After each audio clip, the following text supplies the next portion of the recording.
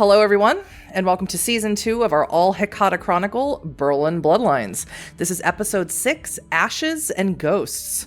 Now, this episode is going to be a little different than previous ones in this chronicle because this is a memoriam episode.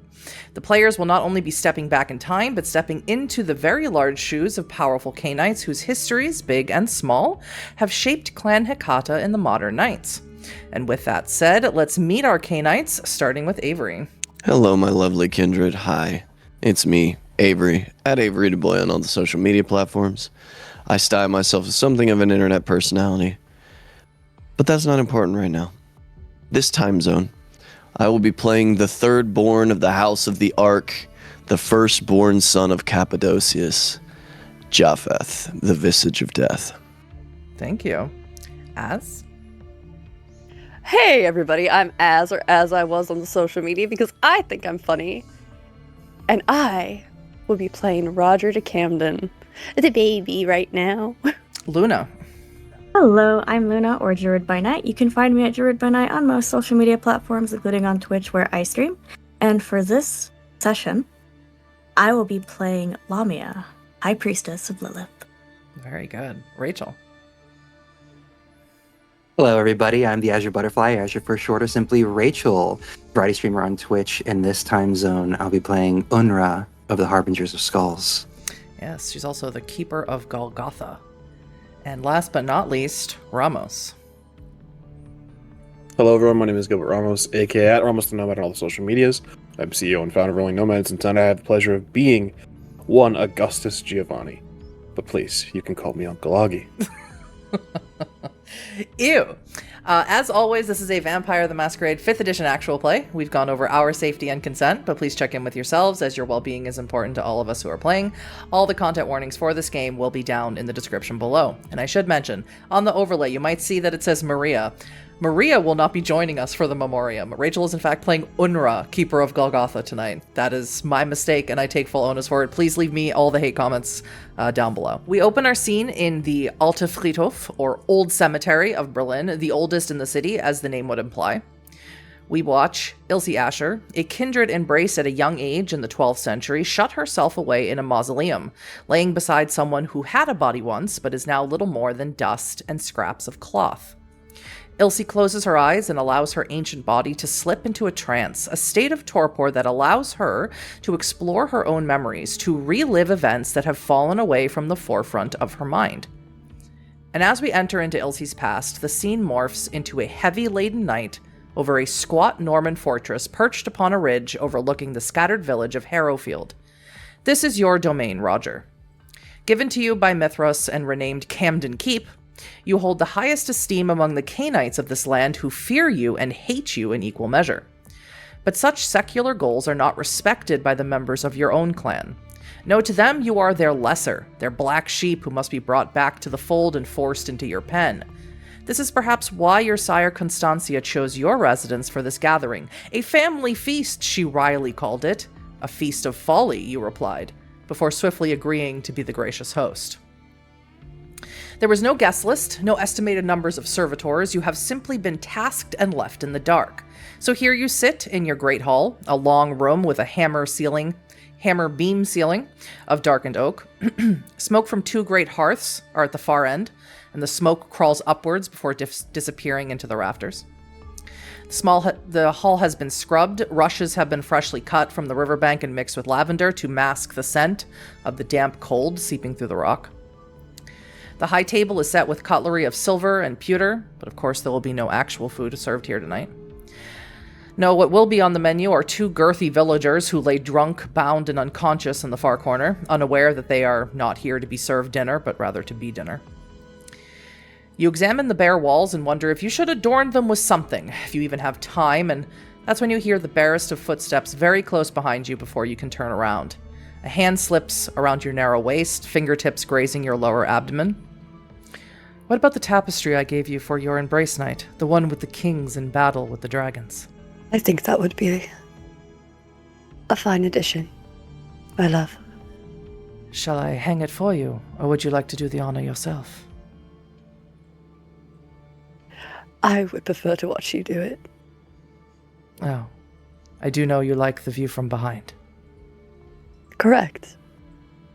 You watch him grab one of the tapestries and hang it with relative ease. He comes over to you and sort of sweeps you around and off your feet and sort of sits you up on the table. And what if I took you right here in front of your family members, in front of your founder? What would they say then? I don't care. Oh, Roger, you say that you do not care, and yet I am to be not mentioned and hidden away while you have your gathering. I know. I don't like that we have to do this. But I won't have anyone use me against you. Nor I you. I wonder, though, you're antediluvian.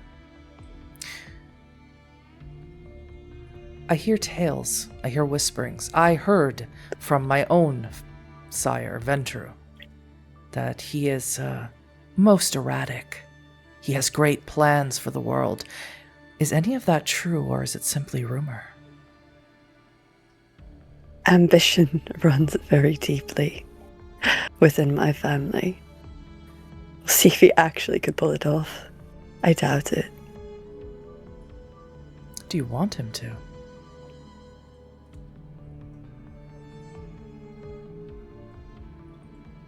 I think it would be fascinating to see either way. But a fool's errand. And it's foolish that we have so little time and we could be doing so many better things with my tongue. I agree. Roger. Perhaps now more than ever. I know that you don't care for the Clan of the Moon, but I know you hear their mad prophesying in my halls. They say that Cainite life is never going to be the same again. I fear that it might have something to do with your own clan.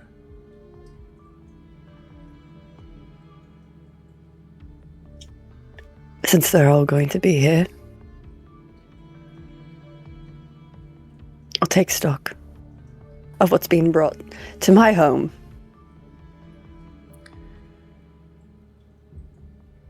Now is time to decide whether your loyalty is with them or with me.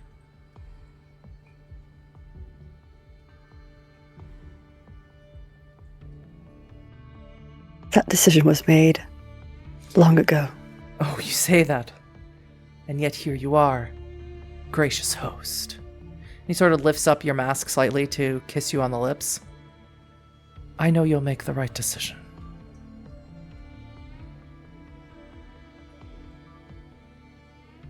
Once again, so little time before they show up.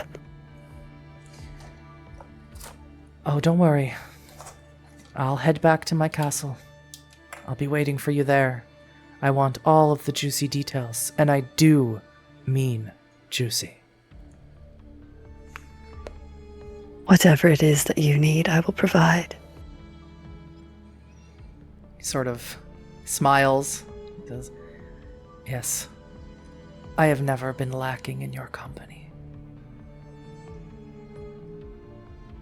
I'll make sure to get through the evening, and then we can have the night to ourselves. Several nights. All the nights, Roger. All of them. All of them.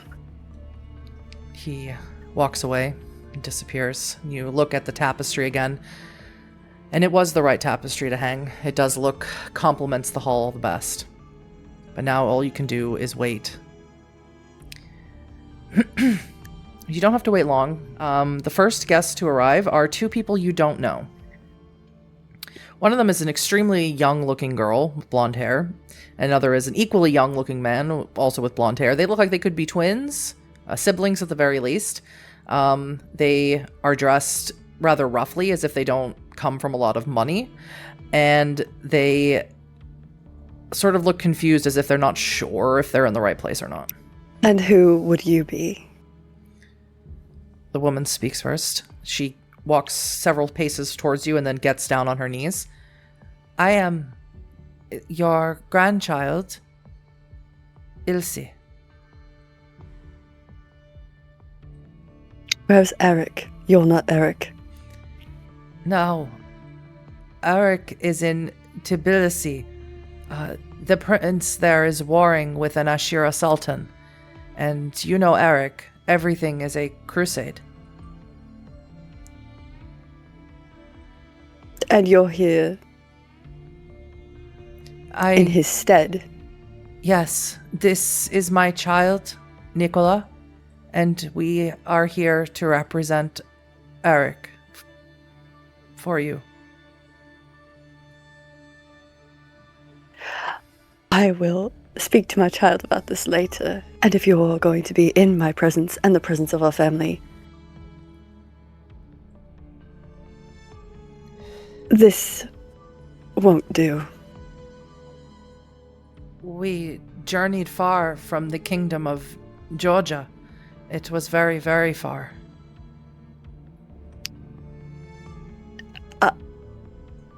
I understand.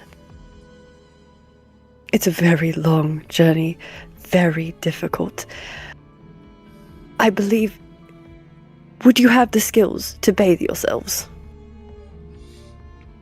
Yes, but I think there are no hot springs here in the lands of the English. I'm going to, snap for a servant. Mm-hmm. Ask them to get water. Just... You are representing me, and that is not what I represent. A change of clothes, too.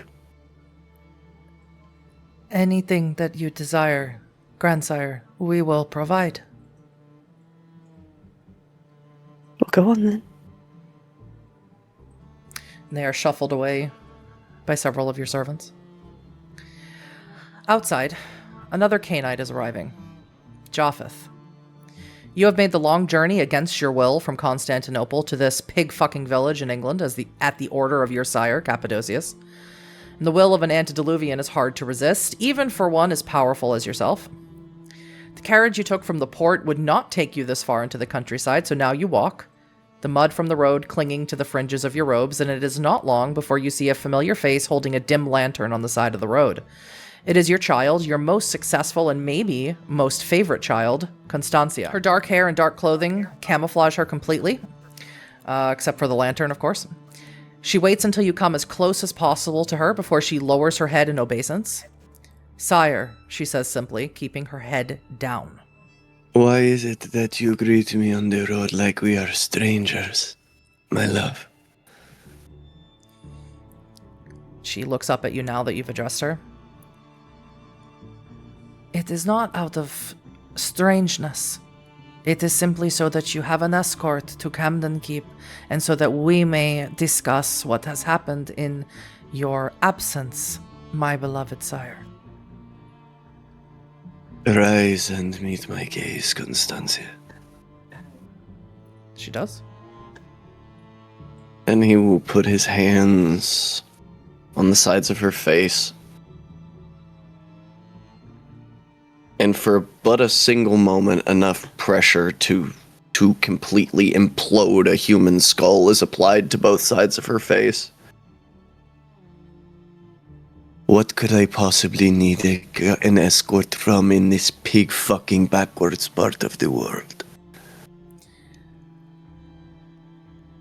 You don't. I thought perhaps you would like company, and so that we may discuss things in your absence, she repeats. In my absence. So my preoccupation has offended you? On the principle, yes, but we must not discuss that first. Would you like to know what's been going on in the family? Does it matter? I believe Does it matter? The affairs of the clan used to concern you, my beloved sire. There are other things in this world My Constancia. Well, in your absence, the affairs of the clan have fallen to me and me alone. So perhaps you will indulge me, my beloved sire, on our walk to Camden Keep, and you will listen to what I have to say. Are you asking me for aid, dearest child? I'm asking you to listen, and to give guidance like you used to. Oh, but it is never just listening, is it?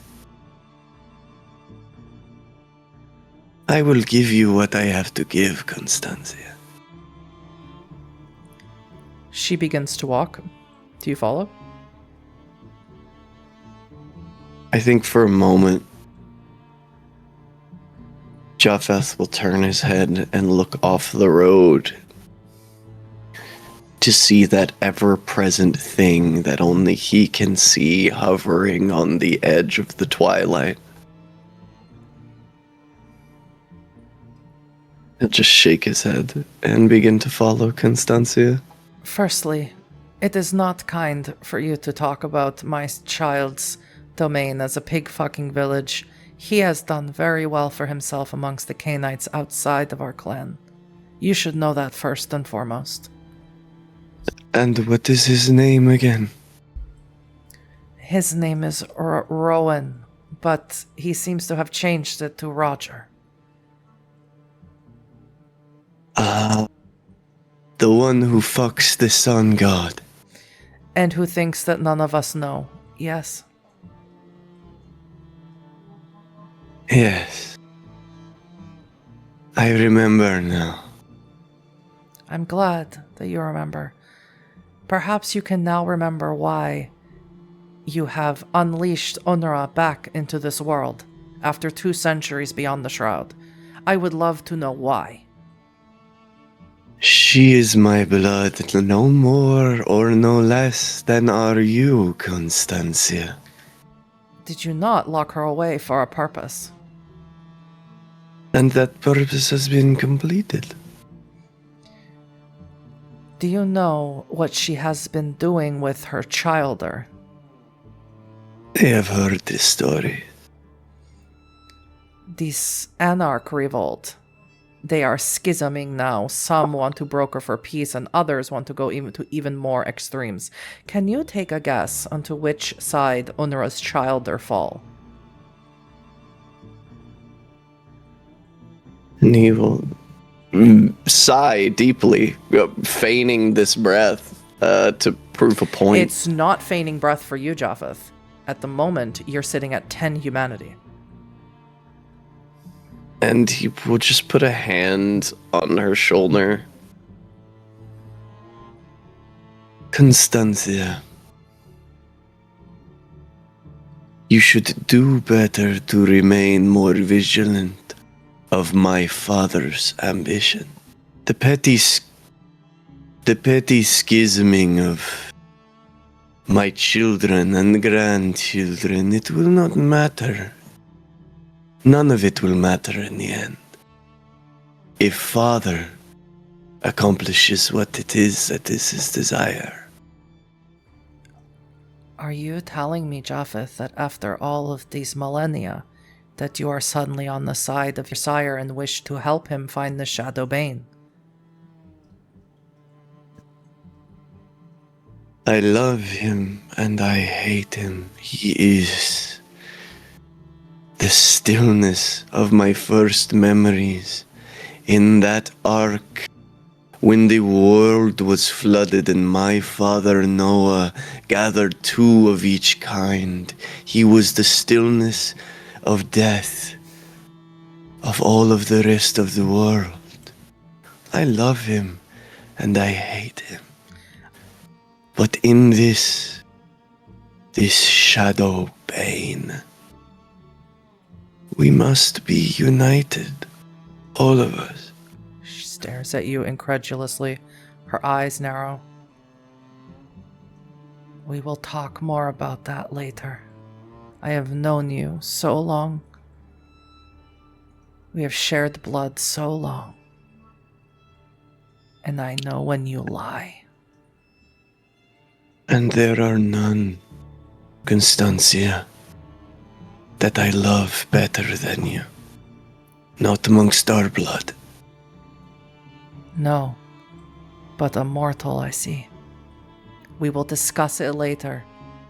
Lamia has her own grievances to air against Augustus Giovanni. You do remember Augustus Giovanni, the man that you found for grandsire. Oh, need I be reminded of my littlest brother? You must. You know, Lamia, she and her childer guard the clan, while her childer are disappearing when they go and attempt to guard Augustus Giovanni and his childer. They are disappearing en masse, never to return. Augustus Giovanni is the pale-formed afterbirth of the thought of a Cainite. Whether that is true or not, you brought him into our family. I did. Well, ask yourself why, before you question me again tonight, Constancia. It will to be Lamia where you must answer, not why. Lamia will not like my response, but she will hear it and accept it as truth, or she shall be afraid of Japheth. She is not afraid. Lamia fears no Cainite. Not even Lazarus will be in the same room with Lamia. Not since the night he embraced her. He was not even coming tonight, and you know it. I do not wish to speak about Lazarus. No, you do not wish to speak about these things at all. I see your heartstring pulls you not here, but back to Constantinople. Who is there, Japheth? I hear things. We all hear things. You are spending your time with a mortal. Embrace them already. No. Then what? And you could try and make me, Constancia, if you felt so passionate. But I would crush you. No one other than our father, my father, can make me do anything anymore. I am my own Cainite. Perhaps you and Unre will really get along together now. You sound exactly like her and her childer. Constancia continues to walk. Have you stopped to consider that maybe she was right? That maybe I was wrong for punishing her?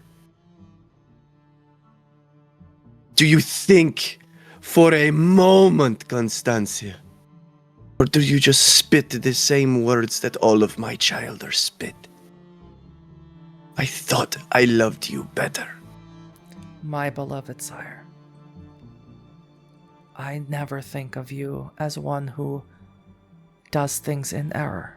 At one time, you trusted me with your thoughts, your feelings, your desires, your hopes, and your despairs. Something has changed, and I will find out what it is. But I said, we cannot discuss it now. He is coming.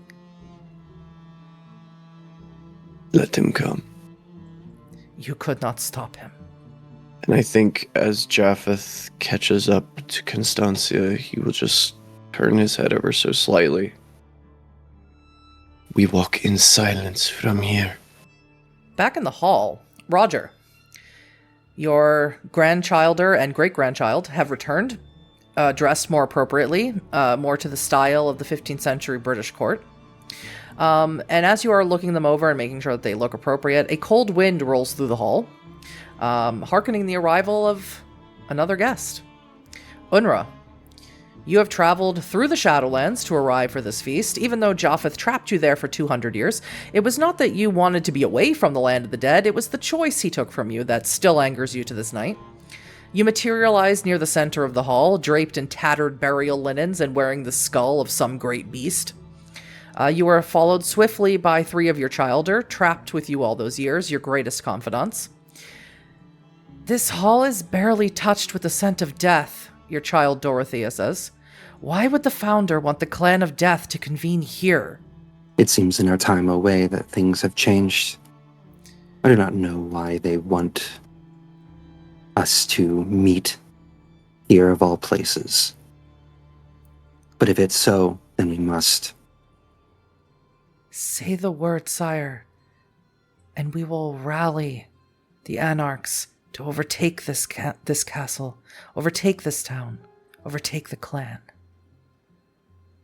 She's going to place a hand on their shoulder, squeezing it very firmly. Be careful of what you say. A knife in the dark is swift, but must be done at the appropriate time. Not now. Not yet. And Roger, that's when you become aware that Unre is here, and Unre is, of course, Japheth's child. Welcome to my home. It's a pleasure for you to be here. Won't you I'm sure. come in? Yep, she'll just brisk on by. All of Unre's childer come with her, but they don't come right up to the table. They sort of stand in inappropriate distance away so that they're not necessarily overhearing. But if Unre needs them, they can be there swiftly. So this is It's where we been- are all meeting then. You have, in fact, arrived to the appropriate place. I know you've been away for some time. Yes. Stimulating conversation, this. You know, when one is in the Shadowlands for as long as I have been, conversation becomes a little difficult. Well, there will be plenty of time for this. Once everyone arrives. The heavy doors of the hall groan open suddenly as a tall, imposing woman enters with firm, measured strides, and it is Lamia, wearing ceremonial armor of dark bronze with a matching spear in her right hand. To her right and her left are 2 childer, similarly dressed. They immediately begin examining every corner of this room, assessing vantage points, exits, and shadows, and make way for Lamia. They sort of scan the room. I was going to say do an optical pat down. They sort of scan the room to make sure that there is no danger in here, and as they do so, Lamia feels confident to stride in without any issue. As Lamia strides in, chin lifted, shoulders back, her childer, after doing their exam, will fall in step with her, slightly behind. In the same way that Unre's childer don't come too close to the high table, neither do your childer. Lamia will approach Roger, not looking at Unre just yet. Roger. Lamia. Thank you for being on time. I'm here when I am needed to be, when the Dark Mother calls me. Yes. Wouldn't want to disappoint. I know it's not Certainly quite as impressive, but we do have cutlery if you would like that to be placed somewhere.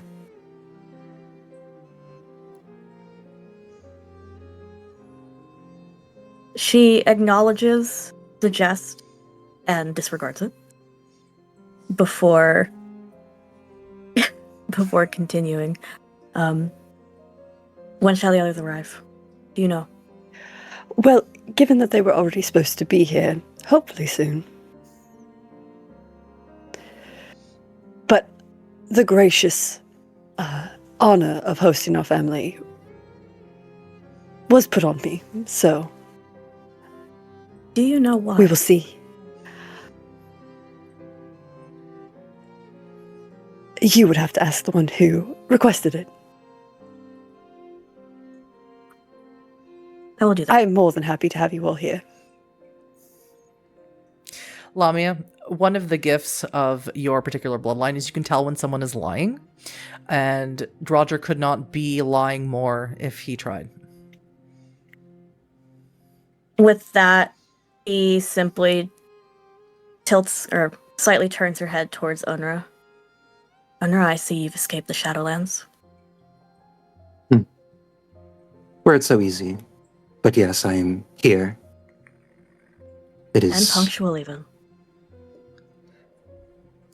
Well, when one is invited to a family gathering such as this, one must be punctual. Which So they say. begs the question where everybody else is. Not too long after you beg that question, the door opens again, and in walks, almost in tandem step, is Constancia and Japheth. And as they enter in, Ephemera and Stranger, your childer, Lamia, immediately approach them and hold out their spears as if they are someone that they need to protect the room from. I simply watch this exchange. Lamia, reclaim your childer before you must reclaim their blood from the cobbles. The feast isn't supposed to begin until much later, if we could. Please. Is that my grandchild? Grandsire? Come Sire? here, my boy. Let me see your face. Japheth will pull his hood back and reach out and take the sides of Roger's face.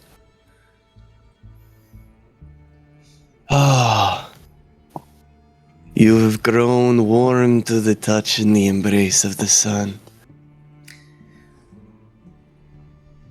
Roger, Mhm. Japheth's hands are warm. There's a pulse in them. It seems as you, grandsire, are the one who's grown warm. Ah, no, perhaps just like the serpents of yore, it is I who gleans warmth from sunning upon the rock that is the Camden. Was it you who requested this? If you don't know, I'm not going to tell you. Constancia comes over to you, and she takes your hand. It was the founder who requested it of you, Roger. Always ruining my games, my child. And she looks to the two Lamia who are still standing there. Peace be upon this gathering, Lamia, please. Yes, we're all family here. We should act like it. Agreed. Everybody, her eyes dart to everybody. Before she simply snaps her fingers and says to me, And they do. Immediately come over and stand behind where you are sitting at the high table. And of course, Japheth, you see Unre is here. Now, although you freed her from the Shadowlands, you broke your ritual circle that allowed her to cross the shroud once again. You have not seen her since she returned. And who is this beneath the skull of a great beast? Not the sniveling child what I sent into the dark. You return. Yes, sire, I am what you have made of me. What I How have have you made been? of you is beautiful. Interesting. You have also changed. If I may, Mm-hmm. I will activate telepathy, Sure. and I will say to Unre in a very different inner voice, not this vocal affectation that Japheth has picked up living in Constantinople. Japheth's inner voice. He just... Unre, I was wrong. And I am sorry for what I did to you. It was unbefit of a sire of my years to blame your lack of temperament on you. I failed you. Unre is rigid, staring directly at Japheth, studying him before she responds. Can she respond back? You also have enough dots and aspects to also have telepathy. You're studying him, yes? He's breathing. What has become of you? This is not the sire that... So much more. And it seems so much less at the same time, my sire. And it is my fault for where I put you that you would think that. And Japheth will cut the bond as he turns to Lamia. Daughter, O faithful daughter of the shamed Lazarus.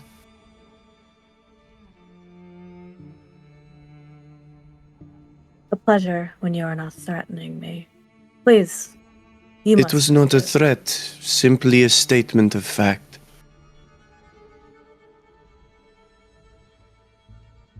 Whether or not you forgive what you may perceive as a slight is not important to me. We must all make sure we are protected in this gathering, should we not? Don't worry. I'll protect you. I need no man's protection. The atmosphere suddenly seems to change as the door creaks open once more, accompanied by the heavy tread of boots and the sweep of a velvet cloak. Augustus Giovanni strides into the hall as though it is his own, decked in midnight blue with gold filigree and several rings worth more than all the wealth of the village below combined. And once again, Ephemera and Stranger block his path as they did to Japheth and Constancia. And Augustus, you are greeted with spearheads. I don't think he notices until he's right on them as he's kind of looking around, remarking, and just admiring. Chebel Castello. Now where is he? Where is my little nephew? Rowan? Rowan, where are you? Hello, Augustus. Mia nipote. Lamia's childer won't let you approach. They are blocking you with spearheads. You'll have to get them to leave. You are standing in my path. A precaution, Augustus. Ah, Lamia. A pleasure to see you this night. Recall your children, that I might come and greet you properly. There is a pause, an ever so slight bristle, and once again, she snaps and says nothing. And you are free to greet your family, Augustus. He will march to Rowan first. And kind of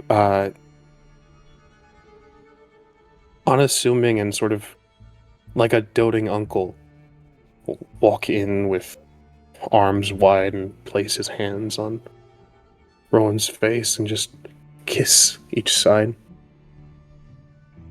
You have a lovely home, Rowan. And how are you this evening? You look thin. Are you properly indulging yourself? Indulging myself. No, you have more than enough indulgence for all of us, Augustus.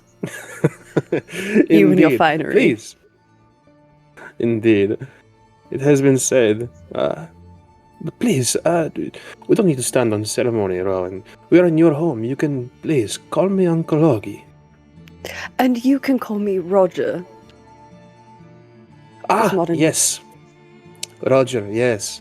Apologies. Tongues. I will say for everyone here, because you all have high enough levels in Auspex, Augustus's aura, for all of you who have sensed the unseen, is positively black and thick. And all of you would know what that means. Is that mio fratello? And he'll approach Japheth. It has been a long time, my littlest brother. Far, far too long. And he'll... I extended you invitation to Constantinople, and never do you respond. I wonder if you've begun to hate me. No, never, my brother, never. Busy nights, you see. Many things to do for our... Oh, esteemed yes. I do see how busy you have been in recent nights. Your aura clouded with the blood of so many. Dispatched, unfortunately, and grieving every night since. And Japheth will put a hand on Augustus's chest. And he'll simply lean in. In the absence of our father, I say this once. You will resolve your issues with Lamia tonight, or neither of you will leave this hall with your heads. I take no issue with Lamia. You will Never resolve heard of Lamia's all my issue family. with you, then. At your command, mio fratello. I'm just so happy are- to see you. How could I say no? And you will be showered with the gifts which you appreciate when you return. But tonight is not for pleasantries. Tonight is for business.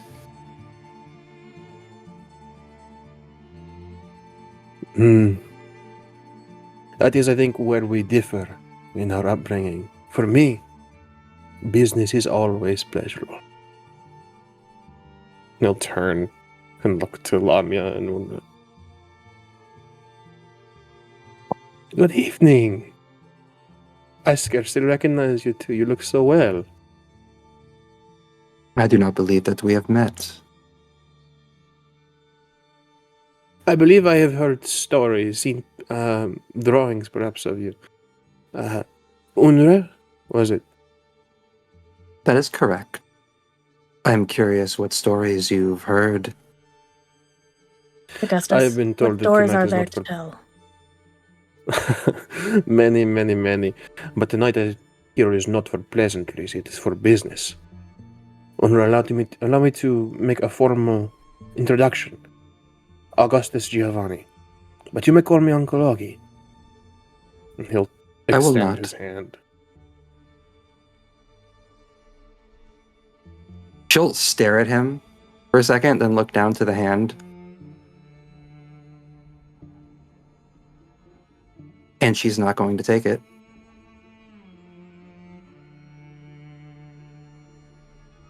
He'll kind of just drift it to Lamia. And you, Lamia. It has been ages, I think. Far too long, although, well, there will be time to discuss more about that later, I suppose. You're still finding your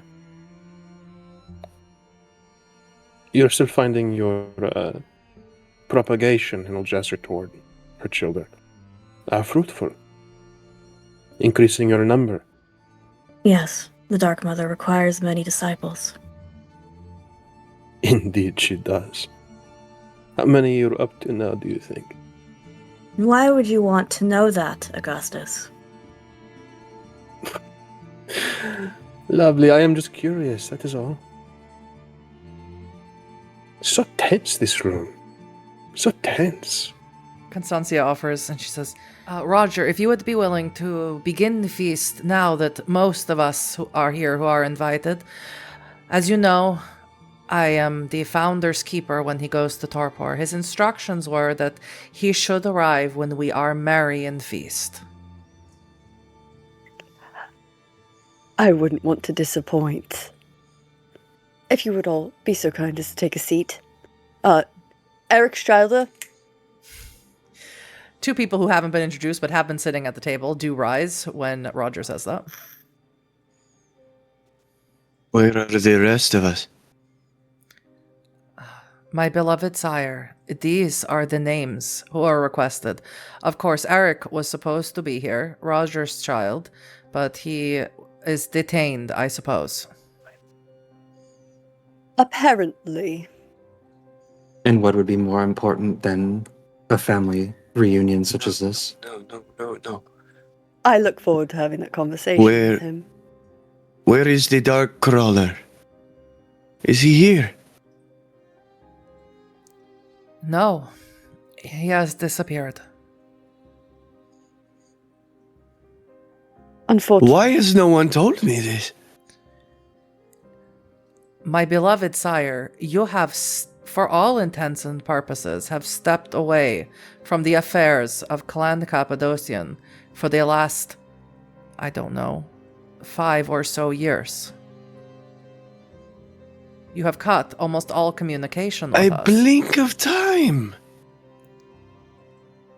Many things can happen in a blink.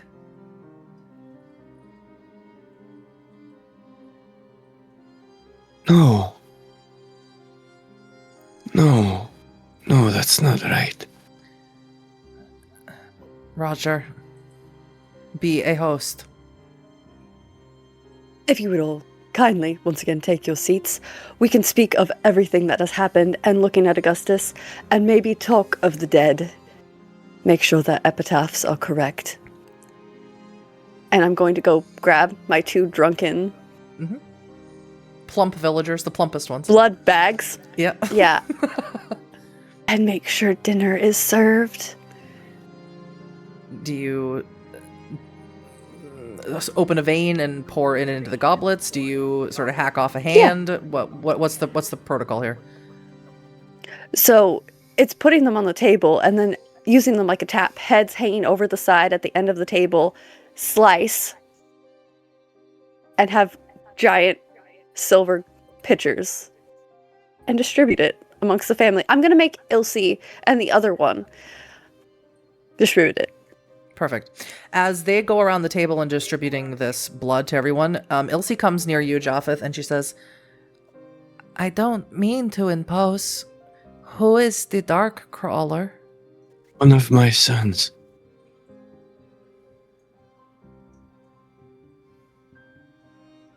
A great necromancer.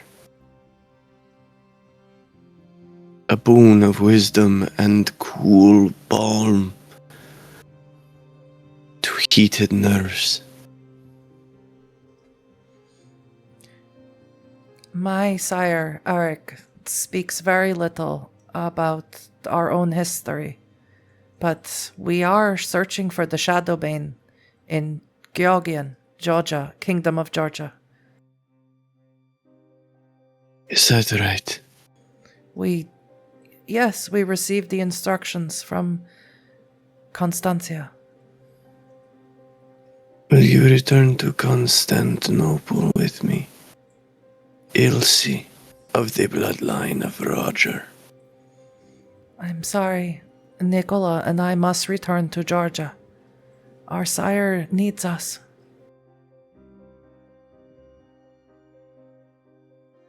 I think for a moment,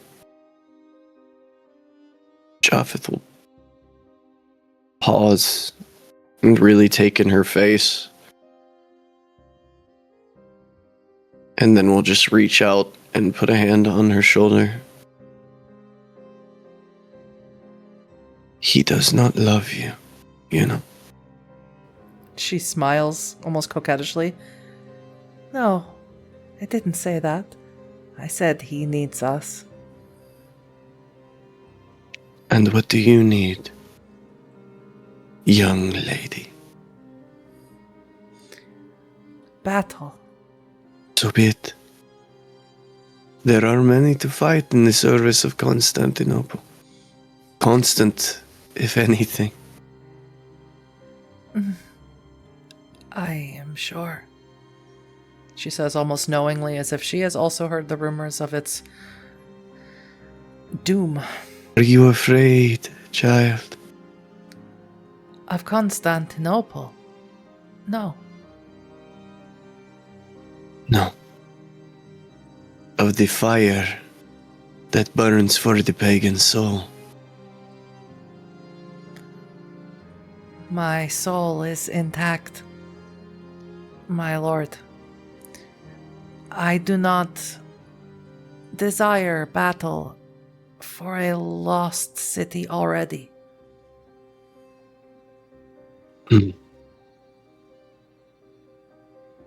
Perhaps. Constancia, of course, raises up a goblet and she says, "Peace be upon this gathering, my brothers, my sisters."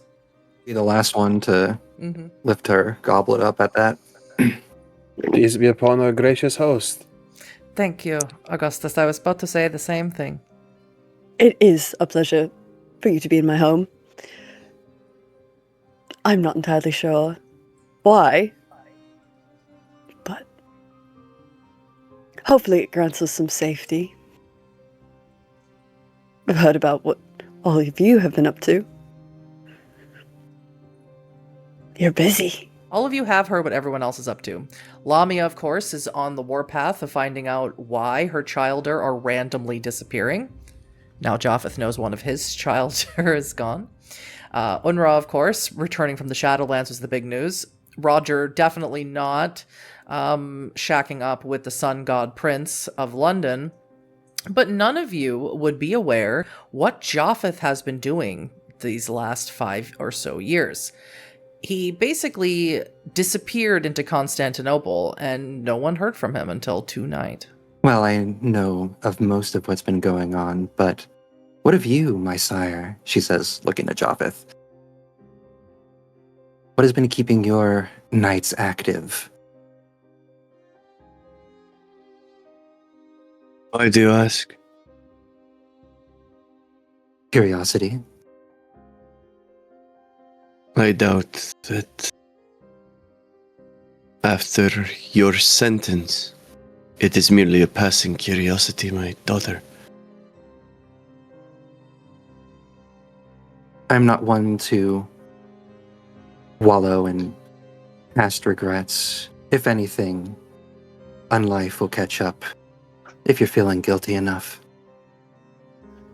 Be not afraid. Say what you mean to say and perhaps receive honest answer in bargain. And what if I am being honest? I know you are not.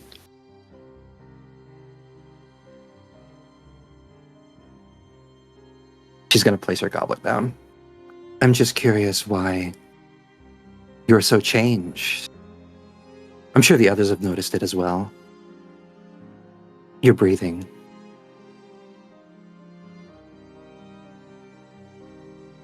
And so I This is am. new to me. I'm not sure if it's new to anybody else.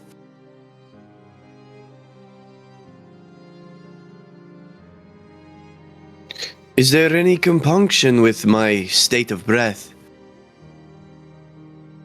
It's fascinating. It is concerning. Yes, apologies. I forget sometimes for those two, my grandchild, that your wiry thoughts, they get tangled. Curiosity and concern, that is. Two things can be true at the same time, grandsire. This is not a conversation that I was planning on having with everyone present. But would you give us the secret to your sudden founding of this new thrush of humanity within you, my beloved sire? A secret to breath. A a secret for a beating heart. Even when I am nearly 7,000 years old.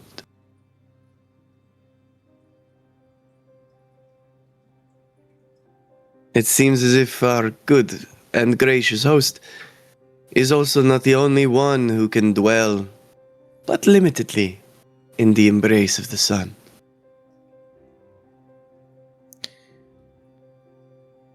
You want my secret? I ask you why. And if you tell me why you want it, with honesty on your tongue, I will give it to you. But if you lie to me, you receive nothing. I think we all know that it is only Lamia amongst us who is the true arbiter of whether someone is telling the truth or lying. And this is why she will play in this game with me. Ah, yes, more games to be conscripted into. Oh. Lazarus is not even around to defend himself. This is poor talk. A very slight smile. Rather mischievous. I will be your arbiter. Your truth seer. Then it is decided. You tell me why you want my secret to life and breath, and if you lie, you get nothing. If you are truthful, I tell you something. There are Canaanites, especially amongst the Three Eyes, if you still remember them, that spent centuries searching for such a path back to life.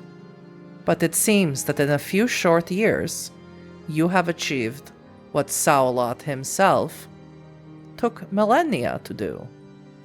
I simply want to know how such a thing is possible.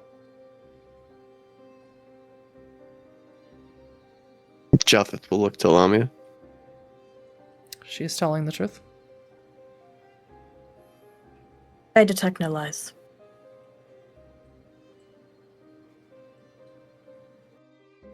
Well, it begins with love. Most of you have forgotten what it is, and I don't mean fucking. I don't mean rotting like pigs. I mean love. Who of you will be next for a part of my secret, huh? Who is next to play the game? I am simply your host. I wouldn't want to intrude. My line of questioning would be the same as my size. I wish knowledge for the sake of knowledge. If it's something that can be used to the detriment of us, or for our gain. And I also have to admit that I find it quite interesting that for the clan of death, you have become so very close to life. In the most critical moments, is it not life and death which embrace like lovers, tangled, entwined in centuries beyond, and in that ecstatic kiss, we are born? And it is in such an ecstatic kiss that you may yet find the secret of breathing. Sweet poetry, Japheth. But I will play your game. I'm only curious for my brother. If it is not love for your family, if you've been gone for 5 years, wounding us so. Tell me, what love gives your heart beat? What gives you breath? Who have you found to love, sweet Japheth? Tell me why you want it, and I will tell you the answer. What you ask? Morbid curiosity as to one such as yourself. Which one of these? He'll gesture kind of vaguely to the room, or to the world even. Who have you found to love? And he'll look to Lamia specifically about the morbid curiosity bit. In general, everything that comes out of Augustus's mouth is bullshit, but he sprinkles truth within, so it is difficult to tell which parts are bullshit and which parts are truth. So for all intents and purposes, he does have some sort of morbid curiosity. The ulterior motive behind that, you can't tell what it is. The serpent speaks truth with flowery words, though there is something that lies underneath. Serpent. Like the graves we all crawl ourselves free from, something always lies beneath. A will worker. A will worker. Do you believe you could snare one? Please. Mio fratello, have you seen me? You may have been I gone 5 see years, you. but I've been quite active. I see you. The crates coming into Constantinople marked with the filigree G Giovanni. People say to me, they say, this is the next great empire, this Augustus Giovanni. And I walk through the markets, I am silent as death. I see everything that you have been doing, Augustus. And I remind you, one more time, I remember when you were nothing but pallid witch flesh. You should remember as well. I remember my skill, in which you urged our father to choose me.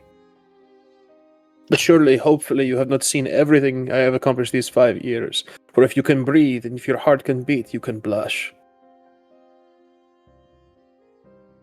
You think anything you could do is something that I haven't seen in the last 7,000 years?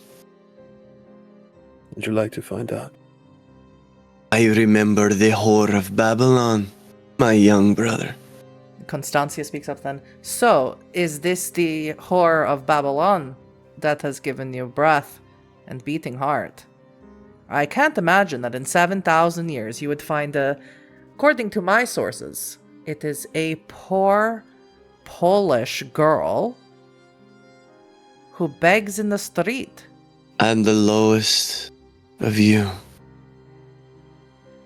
shall be my favored people, so saith the Lord in the covenant that he made with my father. I do not believe anywhere in that covenant it says you must fuck them or fall in love with them. No. But to all men, there is one crafted from their rib. Why do you not embrace her, Japheth, or ghoul her? My sources, my spies that remain in Constantinople who have not fled for fear of starvation, say that she is dying. Tis a beautiful thing to be in love with death, no? Lamia, he's lying. Now, sire, you promised candidness.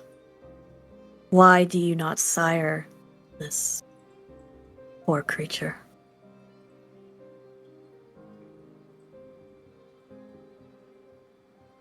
It is the greatest affront to ourselves and to God to kill what we love.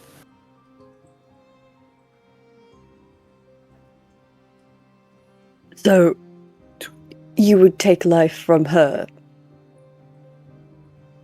No. but not take her life? You cannot simply ghoul her. Give her your blood, and then she will not die. She does not need it. He's lying again.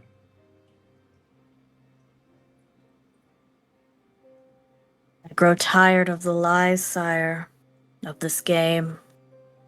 I am not your sire. Your sire is my bastard little brother. And yet who inducted me into this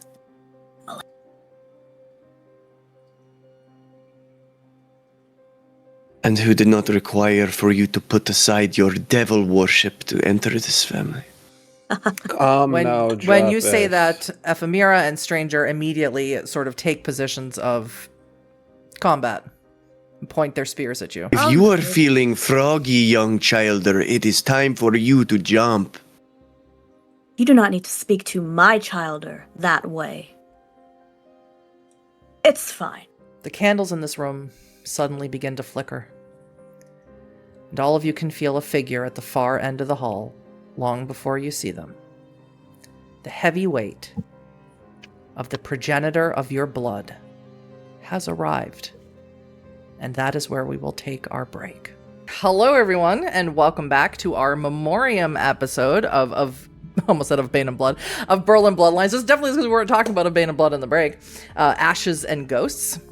The family here has gathered and have already broken out into arguments, and threats of violence have been lobbed at each other already. And that's when a presence is suddenly felt in the room by everyone, a heavy, burdensome presence. And as you all turn to look in this room, you see it is, of course, Cappadocius, the founder of the Clan of Death. He's tall and gaunt and robed in black fabric, very similarly to Japheth. His face is covered with a funerary mask, and his presence carries all that oppressive weight of the deepest tombs that any of you have ever explored. And he stands there, and he waits for who will greet him first. Augustus is on his feet immediately and striding across to greet his sire. How do you greet him? Oh, with a flourish of his clothing as he kind of gives a deep bow, and it goes into this deep bow and says, "Sire." He goes forth with his hand to touch the top of your head, and of course his hands are gnarled and crusted and his nails exceptionally long, and he sort of digs his nails into your head. Of course, Augustus Giovanni has no hair, and he just sort of lets them sink into your skin slightly, enough to cause you to bleed, should your heart beat. And he says, "My youngest child, dear Augustus." Honorable, beloved sire. How is your evening? May I get something for you? We will speak shortly. I wait for the rest of my descendants to greet their progenitor. With my dots in etiquette, because I am the youngest, technically I would be the last to greet him, but I'm the host. So Technically, you should have been first. Augustus yes, robbed you of that. Roger is going to stand up and make his way over and bow. I welcome you into my home. Thank you for the honor of hosting. You are welcome, and you are slow. Is that not right, Rowan? It appears that Augustus, in his delight to see you, was a bit quicker. Should we have more feasts at Camden Keep, you should be quicker to your feet, my boy. I'll make sure to limber up. Indeed. And he sort of waits for you to step aside. And Roger does. and goes over to the servants to make sure we have some more food. They have brought several more villagers up. Japheth will look over to Ilse and Nicola, and he'll just gesture his head. They immediately go over and get on their knees before Cappadocius. He looks at them as if they are oddities or strange creatures to bow before him, and he says nothing to them. He simply waits for them to get out of his way, or out of his eye line. Continue with your duties. They nod. Unre will already be up on her feet and then stride over and bow before him. I see that even before my oldest child, a bloodline greets me. How fare you this night, harbinger of Skull? As good as most. Better than most, I hear, as you are free once again, thanks to my child's benevolence. Yes, it would seem so. He waits for you to step aside.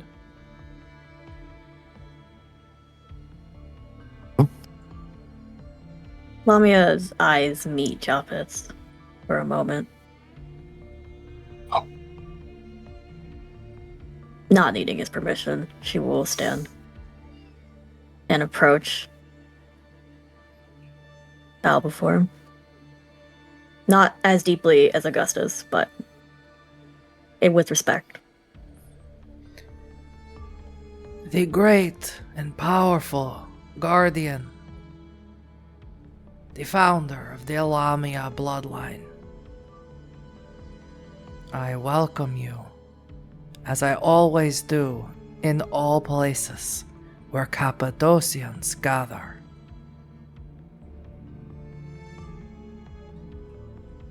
Your welcoming and hospitality into this family is much appreciated and revered.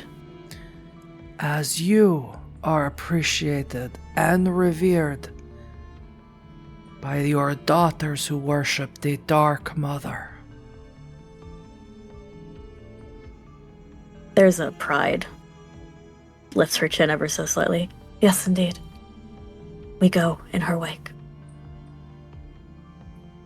He waits for you to step aside. And she does. I think more than anything, Japheth doesn't approach his sire. He slips through the shadow beneath the table as it pulls him under, and rises in the shadow behind him. May I escort you to your seat, sire?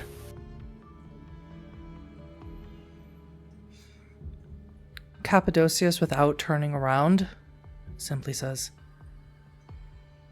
"Do you think me so lame after so much time in contemplation that I cannot make it to the high table on my own, my firstborn?"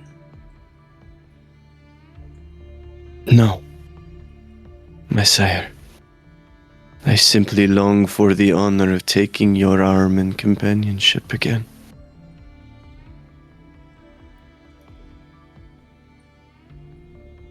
What have you done with my Japheth?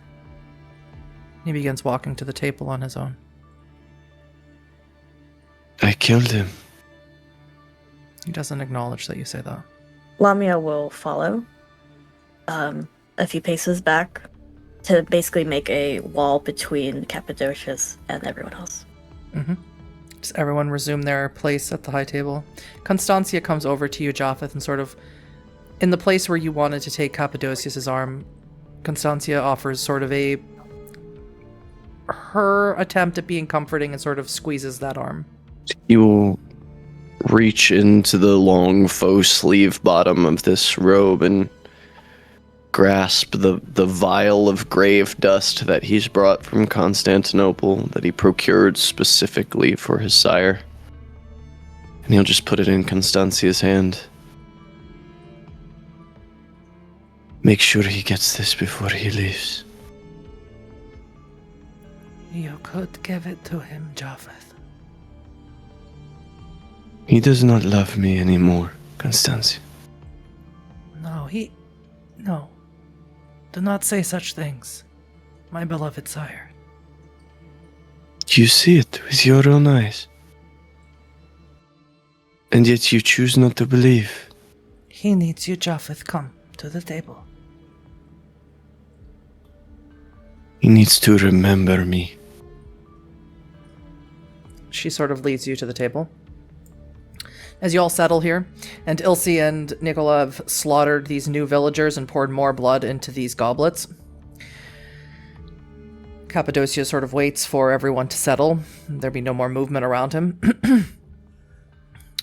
He says, "We gather on the threshold between life and death. Our purpose, the same as ever, to pierce the veil, to ascend beyond this cursed half-existence that chains us. I would have report of your search for the Shadow Bane and for Beheshts, who has long disappeared from my eyes and my mind. Augustus, have you retrieved either the Shadow Bane or my lost child, your sister?" Sadly, no, honorable sire. Though my agents and my eyes are cast all across the world to find them for you. Persistence and time, I will bring them to your doorstep. I know that you will. Sweet, sweet Roger. I know you hear much talking amongst the Canaanites who traverse this land. Have you heard word of the Shadow Bane? No, the only thing that I've heard is about poor Augustus's failure to retrieve it. Perhaps because your ears are too deep into a pillow, dear Rowan. Maybe. Do you suspect my relic to be hiding amongst pillows? Enough. Japheth, you do not speak until I speak to you. I am not. Where are you? I will get to you. Silence. Your progenitor commands it. Unre, you have spent these many centuries in the Shadowlands. Behesht often spent her time there. Did you hear any word, see her at any point? I saw many things during my time in the Shadowlands, but nothing of the sort of her, I'm afraid. Should you find yourself back there, there is no one save perhaps for my firstborn, or my second. Who knows it like you? Would you continue your search for her? Of course. Lamia, there is no one at this table who spends more time with our clan than you and your daughters. Do you have any information for an old man? My dear progenitor, Unfortunately, my search has been cut short due to the disappearances of my childer. I cannot conduct an active search without agents. Do you know what has happened? Have they been caught up in this war that Constancia has told me about? This anarch revolution? We've kept our business clean of that for the most part. I have my theories and am conducting my own investigation, and her eyes flick to Augustus. You have my full support to uncover what you must, to bring whoever you must to justice before me.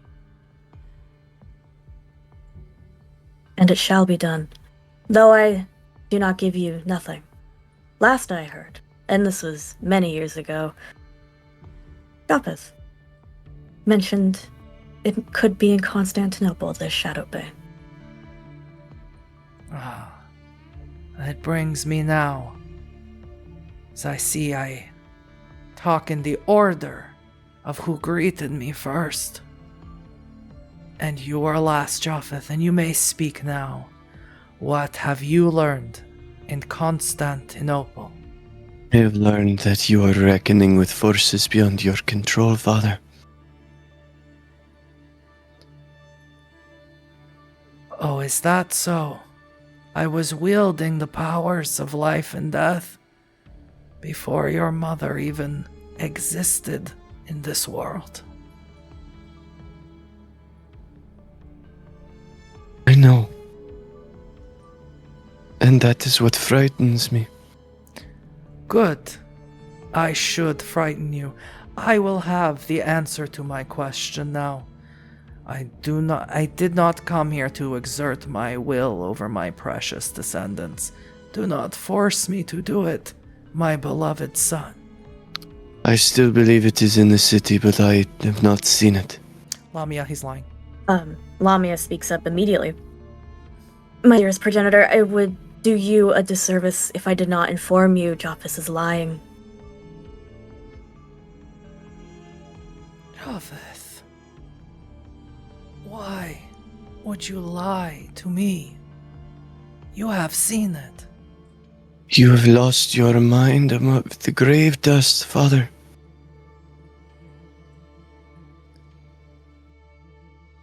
What is this I hear about you desiring to consume God now? Your actions are not just whispers. You would let Brother Augustus take this thing in his own two hands to bring to you, so that you could cleave down the veil between worlds, so that you might ascend the throne of heaven and consume God. Yes. Is that a question or a statement? You break my heart, sire. I see a heart that beats. I can see all the veins and the blood that rushes through your body. It is a foul perversion of my son. Who has done this to you?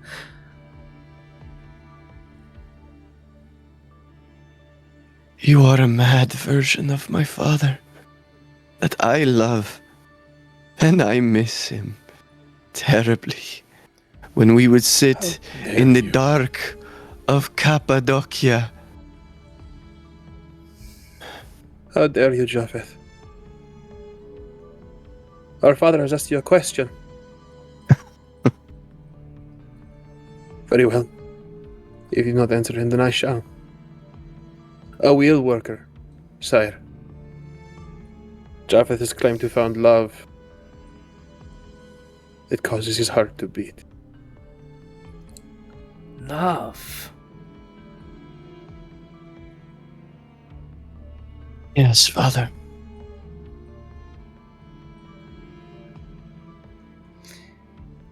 A will worker.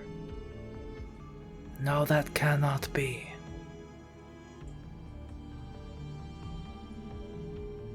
Speaks true, progenitor. It is not Behesht. You do not lay with your sister, do you? No.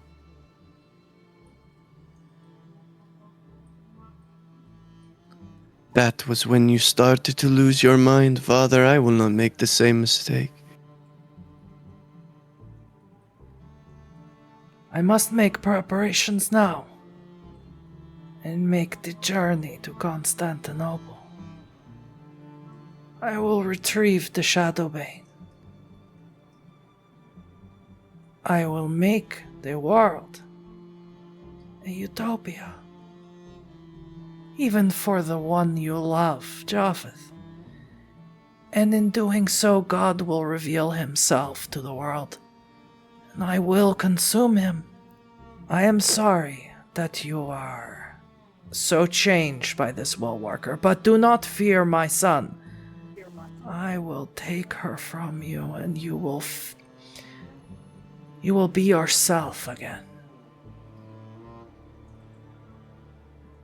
You will try. Constancia, return with me to the Temple of Eurysis. I have much to prepare for. And Constancia, she looks to all the table, and she comes over to you, Japheth, and she kisses you on the cheek. And she comes over to you, Roger, and says, "You did very well, my child." It is good to see you, Constancia. I'm sorry, it was so short. Hopefully it won't be several centuries. She runs over to Cappadocius, who envelops himself and Constancia in shadow and disappears. And Japheth, you know that the time that you must return to Constantinople before he does, or he will find the Shadowbane with Stravka. Time is coming. Blood of my blood. Where you will need to make a choice. Listen to the ramblings of a madman who wishes to consume God.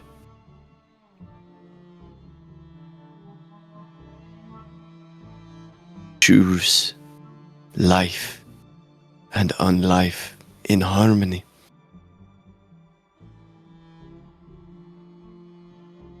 Poor Japheth. It will not be Lost war. and wayward son.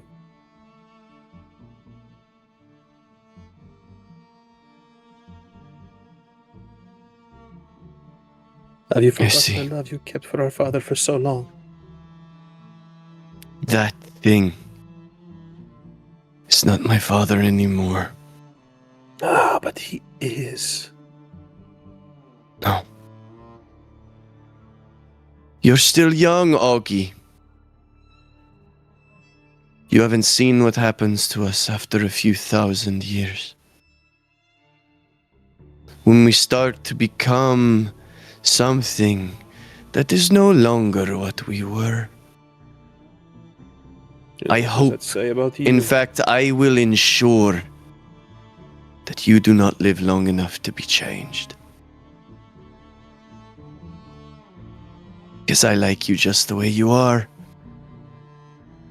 The pale, opulent afterbirth of what a Cainite should be.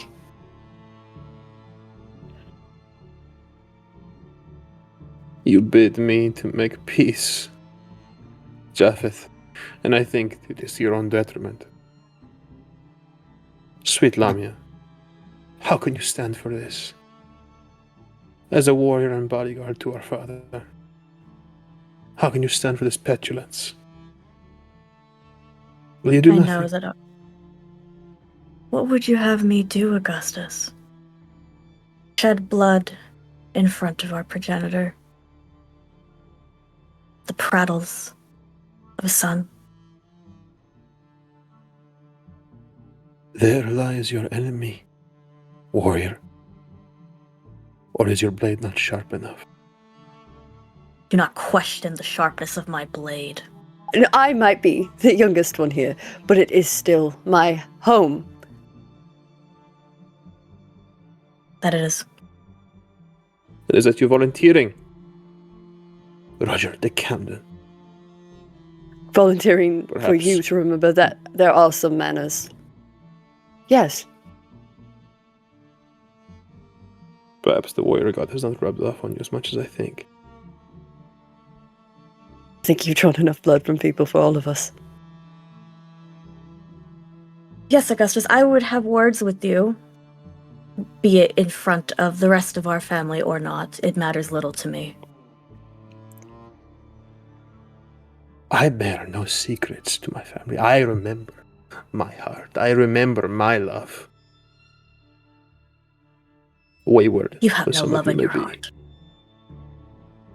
I question if we could really even feel that sort of love.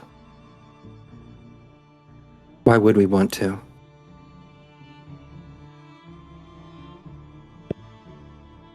What has happened to my daughters, Augustus?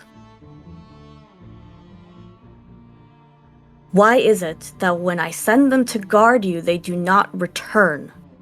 I've seen so few of your daughters. Is he lying?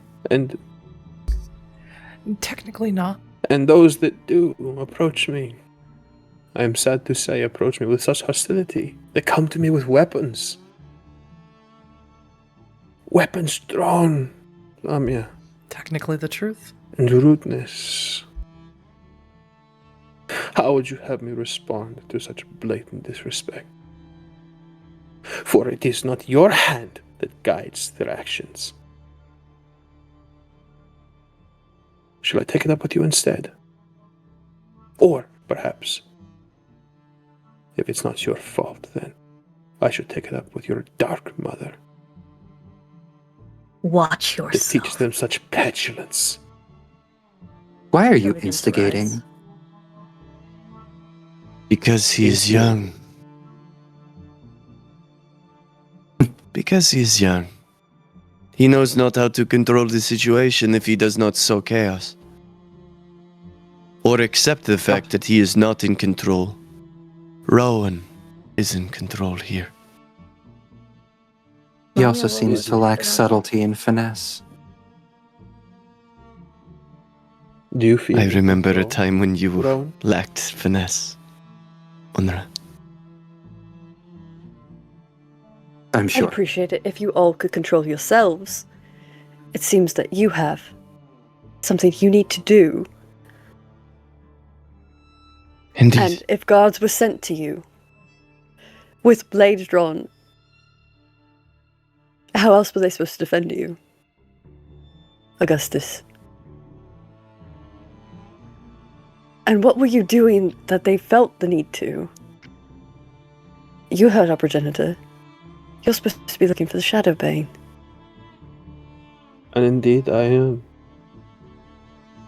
I think it no better time to state it now when the arbiter of our truth stands before us. I want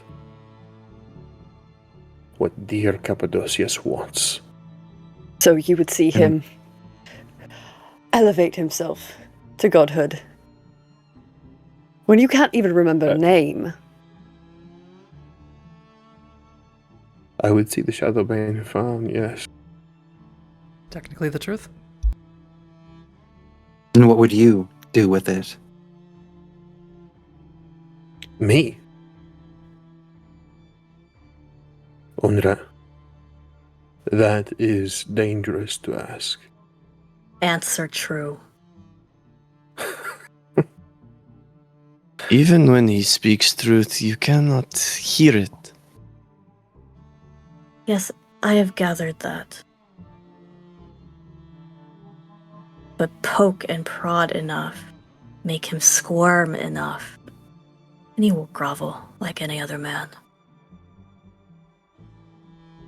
No woman has made me squirm yet. Just the Venetian boys that you keep, huh? You once enjoyed them as well, Japheth. But you've forgotten yourself. And I have no shame in the pleasures that my flesh has endured. But I do have shame in neglecting my duty. So, my lord de Camden, I would ask your forbearance that I may expedite myself from this place and return homeward with fond feelings of my host. You have my leave, Japheth, grandsire. Go back to Constantinople. That's where you came from, right? Indeed. I wish you a safe and speedy journey. Japheth will stand and he will just put a hand on Unre's shoulder for a short moment. My true father has built a great house with many, many rooms. And where I am, you are also welcome, child of my blood.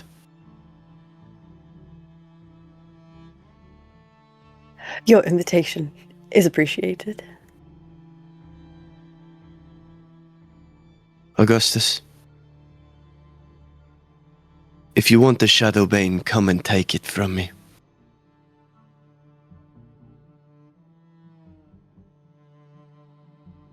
Careful, Japheth.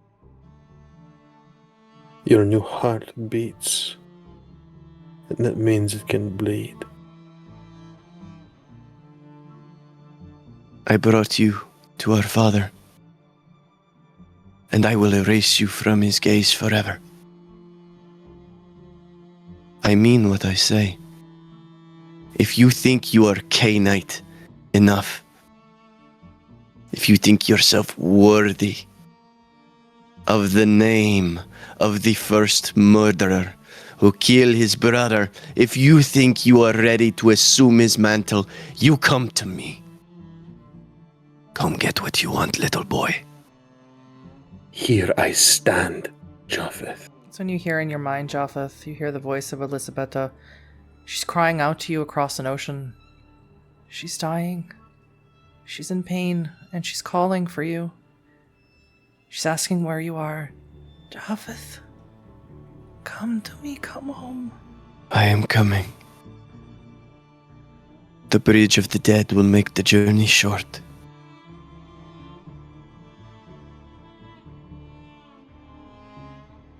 You'll take one last look over the gathering. I think this is the last time I will see any of you.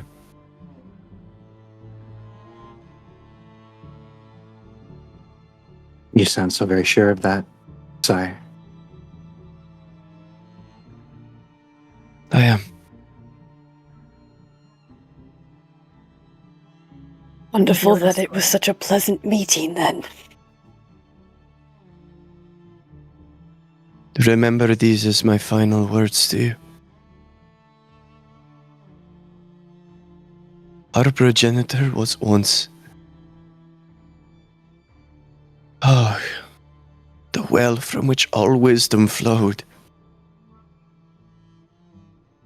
I loved him. Wisdom quickly ferments to madness when tangled with ambition.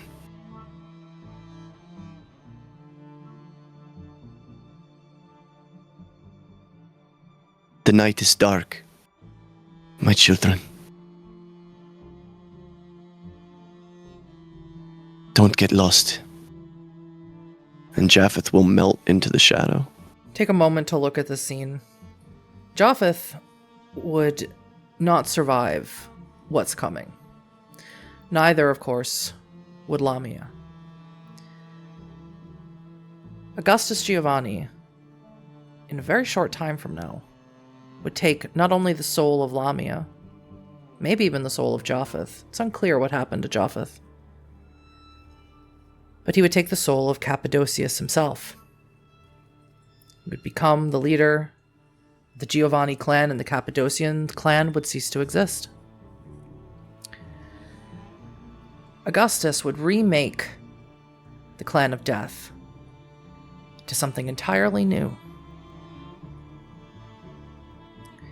But the Shadowbane would remain missing for the entirety of Augustus's unlife, until he too would meet final death in the modern nights. And only Unre and Roger de Camden would unlive to see it. We move away from the memoriam now, away out of Ilse's mind. We move to a penthouse apartment in Charlottenburg, where a modern-day Clan of Death slumbers. Someone who, too, is sitting at a high humanity, who loves a will worker, and he is fitfully sleeping. His skin is bursting forth with pellets of blood as if he is having night sweats. And as they open their eyes, they have seen this entire scene as it has unfolded, as if their soul recognized their own memories being revisited by someone else. Memories that are locked to them until they reunite a piece of the soul that's missing. But the person who is putting forth these memories, Ilse Asher, who lays in a mausoleum, Edgar is not the only person whose soul called out as this memoriam happened. Lucius, too, who has a piece of this parasitic Cainite soul from Behesht, felt the pull as well. He followed it to the Alte Friedhof, where Ilse lay, cast aside the slab from where she lay, pulled up her torpid body, and the last thing we see before we end this session is his fangs descending into her throat. And that is where we will end episode 6, Ashes and Ghosts, for this evening. Thank you, everyone.